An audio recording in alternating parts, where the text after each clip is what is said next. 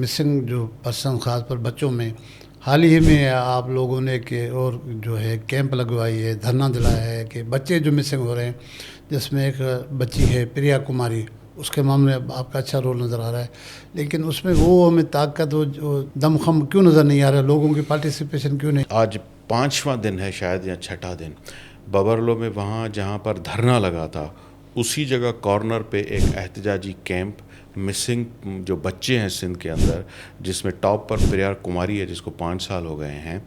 وہ کیمپ انہوں نے لگائی ہوئی ہے اور ابھی تک کسی ذمہ دار گورنمنٹ کے آدمی نے ان سے رابطہ نہیں کیا۔ وہ کہتے ہیں ہمارے ساتھ آئیں، بیٹھیں آ کے اوپنلی ہم بات کرتے ہیں۔ پریا کماری کا ایشو جو ہے وہ گمبھیر ایشو ہے، اس کے حوالے سے ہمارے ہوم منسٹر صاحب کا اسمبلی کے فلور پر اسٹیٹمنٹ ہے، وہ پڑا ہوا ہے، آپ سرچ کریں گے مل جائے گا آپ کو۔ وہ کہہ رہے ہیں کہ پریا کماری زندہ ہے اور چولستان میں پنجاب کے اندر موجود ہے۔ پھر انہوں نے اسٹیٹمنٹ دیا کہ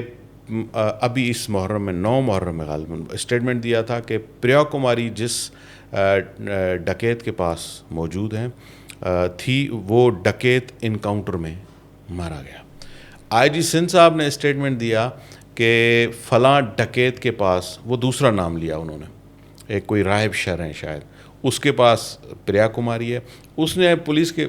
سامنے آ کے سرنڈر کیا، وہ پولیس کی کسٹڈی میں ہے۔ ہوم منسٹر کہہ رہے ہیں کہ وہ انکاؤنٹر میں مارا چوکا، اور پھر ہوم منسٹر کہہ رہے ہیں کہ وہ چولستان میں موجود ہیں اور وہاں۔ تو اس قسم کے اسٹیٹمنٹ جو ہے نا، وہ اتنے بڑے ایشو مسنگ بچوں کے حوالے سے، یہ انتہائی غیر ذمہ داری اور ایک لیک آف کوآرڈینیشن ہے آپ کی۔ سکھر لاڑکانہ ریجن کے 8-9 بچے مسنگ ہیں، وہ لوگ احتجاجی کیمپ لگائے ہوئے بیٹھے ہیں، سندھ حکومت کو کوئی پرواہ نہیں۔ اور آئی جی صاحب نے بھی ایک انتہائی غیر ذمہ دارانہ اسٹیٹمنٹ دیا، انہوں نے کہا کہ جو ہے وہ آپ کسی ہمارے جرنلسٹ نے یا کسی رپورٹر نے ان سے کوشچن کیا کہ پریا کماری کے حوالے سے، تو انہوں نے کہا کہ آپ مرے ہوئے ایشو کو زندہ کر رہے ہیں۔ یعنی اتنا غیر ذمہ دارانہ اسٹیٹمنٹ، پھر اس کی ایکسپلینیشن انہوں نے دی ادھر ادھر کر کے، لیکن ایک سندھ پولیس کا ہیڈ ہو کر اس قسم کا اسٹیٹمنٹ، میں نے کہا یہ آئی جی صاحب نے غلط اسٹیٹمنٹ دیا ہے، اس سے قوم کو تکلیف ہوئی ہے، ان کے والدین کو تکلیف ہوئی ہے، اس پہ آئی جی صاحب کو معافی مانگنی چاہیے۔